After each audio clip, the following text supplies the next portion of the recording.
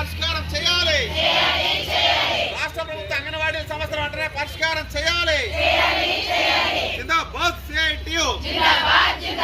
అంగన్వాడీలకు 42 రోజుల సమ్మె సందర్భంగా ఇచ్చిన హామీలు అమలు చేయాలి.